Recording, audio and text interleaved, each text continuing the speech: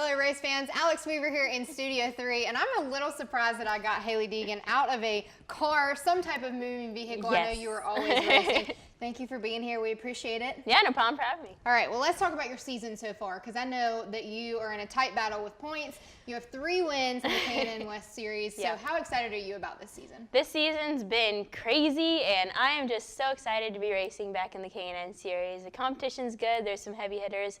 It's just fun short track racing. Do you ever take a break from racing? No, I don't like taking breaks from racing. It's like I was raised as a kid to race, and I don't know how to do anything else. Well, you also put in the work off the track too. You work out all the time. You are constantly on social media. You are just becoming quite a face for this sport. It's honestly, everyone's like, oh, why don't you do college classes? I'm like, if I had time, I would, okay? I'm like, let me make it in racing first. You talked about drinking coffee before bed and every morning when she wakes up, so you're barely sleeping. Yeah, not much. All right, well, I know that I've been excited since you have gotten these wins to talk to you about these wins and how you felt that you did on the track and walk me through the process of this. So let's start with your first win. They say you never forget the first one. So let's start with the first one. She gave me the exact date. She can tell it to the minute. All right, this is at Meridian Speedway. Hailie's going to walk you through this last one. I know Sitting you over here. Cole Rouse to win the last lap. Yeah, so. I'm not even cleaning up my tires. God. Yeah, I'm not even pushing him up the track. We had this plan earlier, guys, and she was critiquing herself. I mean, at least I'm to align with him. I think I spun my tires right here, to be honest. Yeah, I got a little antsy, spun my tires, cleared myself, filed in top. Usually don't clear yourself on the top. And then I filed in behind him. Derek was behind me. Are you antsy right now in the car? I am, man. Like, my heart rate's going. Okay. It's just pounding over here. So you're not cool, calm, and collected. I usually am until his last 2 laps, and then I just go full swing mode. Which, over here, it looks like Cole's opening up his entries, which now I would have obviously opened up my entries more because he's getting a better drive off than me. And once we clip back over to me. But there are some good guys at that race. So how do you know when to take your chance and go for it? Always the last lap, because they can't get you back after that. So, are you ever worried about that? Retaliation? In the end, it's going to happen. At least, like, you get the trophy then, and you just have to accept it later. So the next race, Cole comes and wrecks you. You're okay with that? Yeah, I'd probably be okay. Well, yeah, probably. But right here, like, look at him open up his entries. I should have been the one opening up my entries, getting roll speed to his bumper, but he's getting a better drive off than me because he's opening up his entries. So if now I would have changed that 100% just because I know better now. Like, look at me spin the tires of the corner. I could have been to his bumper like 3 laps earlier, but it took me forever. Because I'm like diamonding the corner over here, and I remember my car turned good, so I don't know why I wasn't opening up my entries. Look at So it seems like on the straightaways, though, he kind of takes a little bit of a pull away from you. Yeah, he does because he's getting better drive off. He's just opening it up, like rounding the corners more. I'm diamonding it, which my drive off's not horrible, but I don't even know how I got to his bumper. Are you talking to the team now, or are you dead silent? Oh, I don't talk on the radio, ever. The only time I talk on the radio is under red flags, just making jokes. Like, I should have opened up my entry right there and rolled his bumper, but he's opening it up and getting, his drive off wasn't too great right there. Oh, we're inching in. God, this looks so slow. These tracks are small. I should have opened it up right there. Why am I, God. Over and over again. I'm surprised my dad didn't get on the radio and tell me, open up your entries. So say roles are reversed and you're actually out front. Are you looking at the guy behind you, or are you just focusing on what you're racing? I don't want to look at the guy behind me. I don't even know how I just gained a car length on him right there. But I don't want to, but I always end up doing that, which I was just hitting my marks. I have like pointers I see. I make marks on the track when I first get there just so I can constantly be consistent. And I'm not even opening up my entries again. I'm surprised no one yelled at me for that. So was this the closest that you had come to a first place finish on the track? I got second at a race or 2 before. I just sailed it in. So we see white flag, and you just make your move. I legit my heart rate was going so fast right there. My crew chief told me I was about to pop a tire if we went one more lap, so I did it in good timing. But man, it was just, that was one where my heart rate was going so fast. I remember my dad just saying, like, make a move. And, like, automatically when my dad says something on the radio, it's like, bam, happens. And so, like, I had to. So you get that checker flag. What's first emotion that goes through your head? Shocked? I don't know how to do burnout. I've never done one before, ever. And so I'm like, guys, like, and I remember the sticker for my front brake, it peeled off before the race, and I was like, I don't know which way the brake bias goes, and so it was bad. I ended up doing donuts in the dirt. Yeah. Okay. I pull up, park, everyone gets all excited, my dad's like super pinned, which he still always is, and I end up finding front brake, and I ended up doing donuts in the dirt too, because the straightaway is so small, which I remember I probably killed that motor. I remember it just like bouncing off in here. It was probably not good. That car is there sitting in our shop now, probably with a blown motor. Through your mind too, you always knew that you were going to win, but I know that you were waiting on it. I was waiting, yeah. So you always wait. What does it mean to get that first win under your belt? First win, it was a career booster for me personally, just because it gave me the confidence to feel like, okay, I can do this again. And now I'm not happy with second or thirds, which it has its pros and cons at some points, but the taste of victory. It is. Once you get that taste, you can't get away from it. Yep. And I couldn't get out of the car. I remember that in my helmet. My seat's so close because it probably is not good for a fire, but it's so close because I'm so short.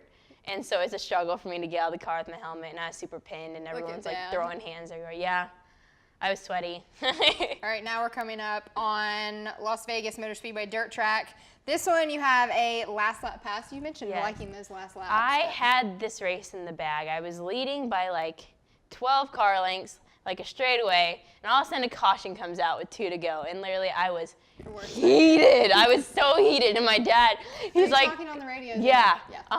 They ended up, I could have made radioactive 110%, and so could have my dad. I was so mad, and I couldn't even like clean off my tires right there because I was just heated.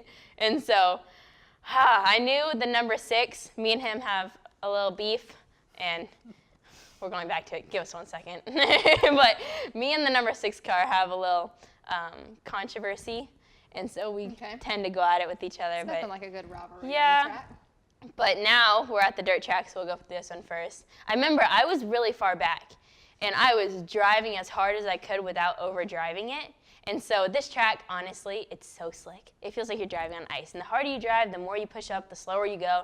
So it's just tucking right behind those tires. And I would make sure like I'd scrape the tires on my door just to make sure I was down there where the little bit of grip was. And we were going good, and I was like, dude, there's no way I'm gonna get him. I was like, he was like a 3-second lead. I was like, this is not gonna work. And so I got held up by someone that just like kept gapping the leaders, and I couldn't get by him because we just run the bottom there. It's a 1-groove racetrack, and after I got past him, I was like, okay, we gotta go, and we have a couple laps left, and those corners. I see him. Yeah, you have to like get a little flick in the center right around the tire, so you flick it like right around the tire, and it points you good.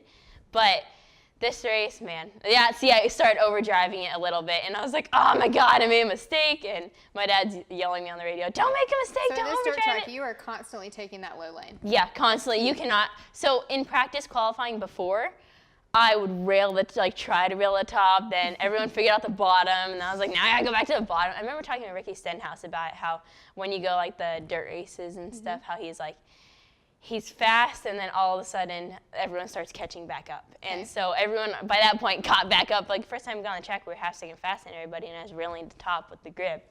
And then that changed. So when other drivers are catching up, what's going through your mind? Oh crap. It's like, ugh. It's like, because you want to keep that like gap in between. You're like, oh, I want to be faster than everyone. And in the end, no one ever is. So it was just, I remember seeing him, and it just get like every lap was a car length closer.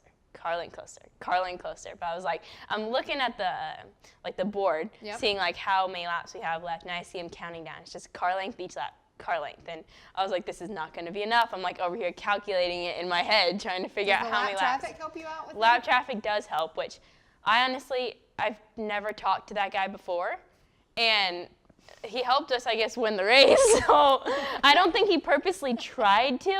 That's the nice thing about lappers in K&N.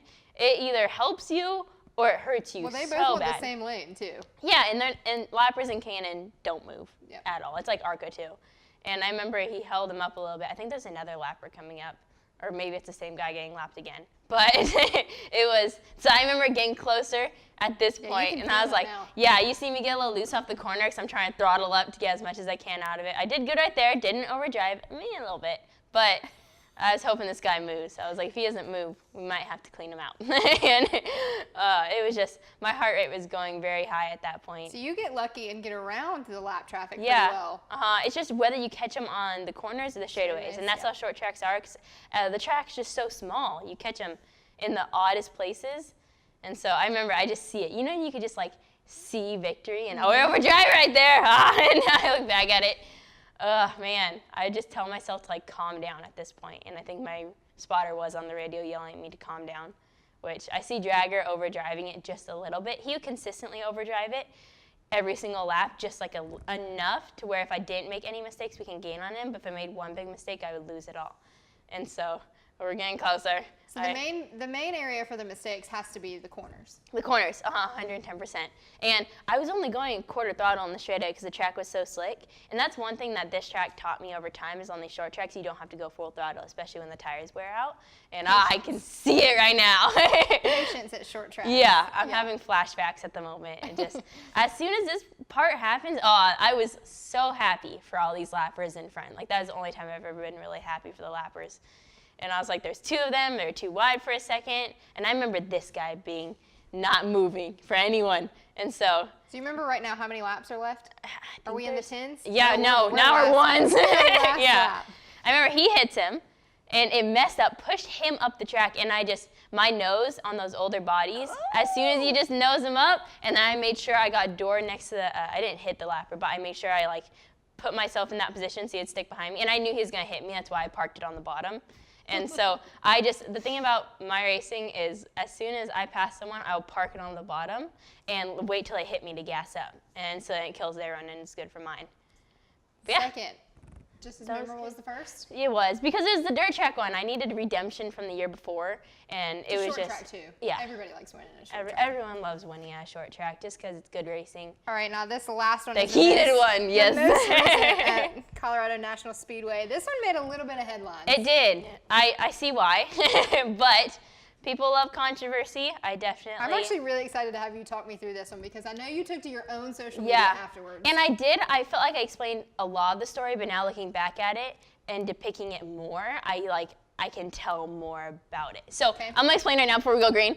My teammate Derek, he has a broke sway bar, and so my sway bar is actually broke the race before at Tucson, 2 races before, and so you know this. Yes, and I know what it feels like to have a broke sway bar. You just can't make the corner. The whole car hikes up, it lifts. It's just very uncomfortable. And keep in mind, I overdrive stuff, so I usually drive into the corners deeper than anyone else. So keep in mind this first corner, I drove the hell out of it in there just to make sure I was clear. And for him to drive that much deeper in, especially like all the way in there with the broke sway bar, no, you can't even make the corners with the broke sway bar going regular pace, let alone sailing it in there. So in the end, the number 6 car is the one that really got screwed out of this. I got the bad end of the stick, but he got the worse end. I was like in the middle, but I just remember seeing it like fall apart at that moment, and I was like, no, and I gripped the wheel, and I was like, I was so mad. And what's on the radio at that point? Telling you to go for it? I don't say anything on the radio. It's weird because I won't click the radio, but I'll yell at myself and say stuff to myself. It's weird. Good. Yeah, it probably is. Most crew chiefs might actually like that. No, my crew chief loves it. and yeah, only the crew chief though, not team owner. Yeah. But I remember I was just heated on the radio right now. I wouldn't even clean off my tires. My spotter's on there. He's like, you need to clean your tires. I'm like, I'm not done yelling. Give me a second. And oh man, this one was just, I knew that last caution, the number 6 was going to take a swing at me because he was every single restart, which is expected. I'm fine with, you can hit me. So restarts at Colorado, what are those like? Restarts at Colorado, there was more grip in the top group because they laid down some stuff there. Okay. I think it was, more grip in the top group. And so that's why I picked the bottom group because I wanted to control it. And so him having the top group, I spun my tires a little bit. I didn't spin them, but I didn't get the best jump. Right. So that's why we were pretty dead even going to the corner. But still, for 16 to sail it in there, when I sail it into corners, he was not going to make that corner. There was no way. And so it was just, because I know exactly that feeling because I had that same issue with my car the race before, and it's hell, but. Derek's right behind you right yes, now. he is. Okay. I'm over here. I'm making sure I shove the 6 up. So you're worried about the 6. I'm worried about, my dad says on the radio before this, he goes, you got Derek behind you, nothing to worry about. So in my head, nothing to worry about. And I'm just worried about the 6. Okay, I'm just going to sail it in and make sure I get away from him on entry so he can't hit me. If he hits me on exit, oh well, I'll kill Hill's run. Mine will be fine. And I thought we had it in the bag before this. So you see on the start, he can't beat me to the line. So my jump was even, like it wasn't horrible. I go and I sailed it in. Look at the 6 car. And for him, he was not making that corner. And so he got to my rear first and used me up. And so that's why it doesn't look as bad. But it went in there hard. And I remember then the other Sunrise Ford car got involved. And it was just chaos. Because at that point, I was gripping the wheel, sailing into the corners. My car was good. And so I got back to the gas a little early. And I just sailed it in. And I straddled that curve right there because I was not losing that race. In the end, I didn't want him to spin out. I definitely was going to beat him, but I didn't want him to spin out.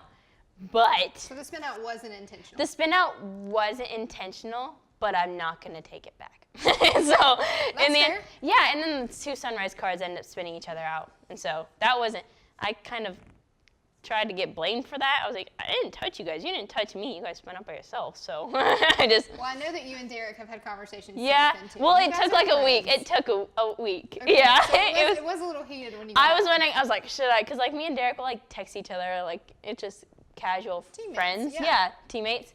And I remember like. We said nothing to each other for like a while. And I was like, should I text him? Should I not? And so I was like, should I? I was like, oh man. I was like, you know what? Oh well. I was like, I'll see him at the next race. And so. Well, the back and forth between people actually saying if they would in that situation or Yeah. not. But people have never been in that situation. No. So until you're on the track and Yeah. you know that you're going after that win. Yeah. I just didn't expect him to take a swing at me like that. Like, I thought, I don't know, I think that he'd be smarter, especially since he had a good points day in the bag right there. And for how broke his car was, like he could have finished 3rd, had a great points day, but risk for reward. So.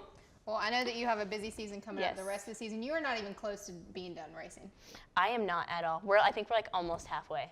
Okay, so we're feeling good about the season. What Yes. is the end goal for the season? End goal is to win a championship.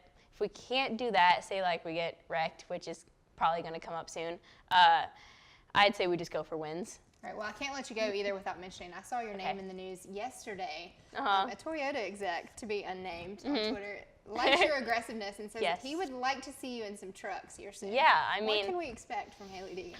I would love to go truck racing, but at the just love to moment, go any I just put me in a car and let's go racing. But in the end, I want to go trucks when I'm ready, and I feel like the time gauging how fast I'm moving my progression right now and how the rate it's going and how much I'm learning, I see by mid to end season next year truck races. Okay. But I don't know what team.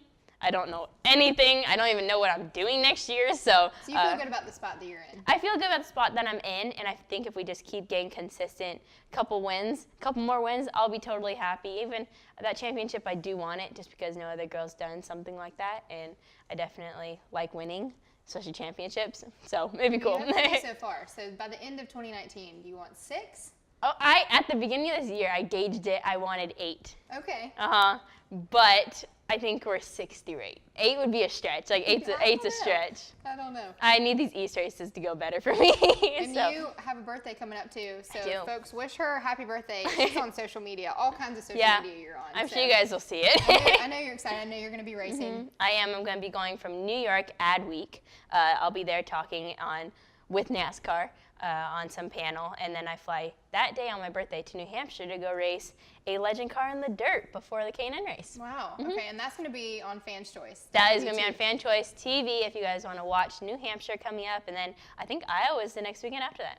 Which one, can we get a win at either one of those? Iowa would be the one. If I did win, it would be Iowa. New Hampshire, we struggle a little there. So if you guys watch it, just know I'm pre-calling this. It's better to call your own bluff. And so I didn't have the best, I don't want to say luck there. I just wasn't the best there. New Hampshire, just those flat, long tracks aren't my thing. The bake tracks, high speed, those are my thing. All right, well, we'll be watching, and you guys can watch too on fanschoice.tv. Hailie Deegan here is going to take the K&N West Series by storm. She already has 3 wins under her belt. I appreciate you being here. I know it's a crazy time for you, and I'm just glad that I got you out of a car. All good. Thanks for having me. Thanks for tuning in, guys. We'll see you guys next time.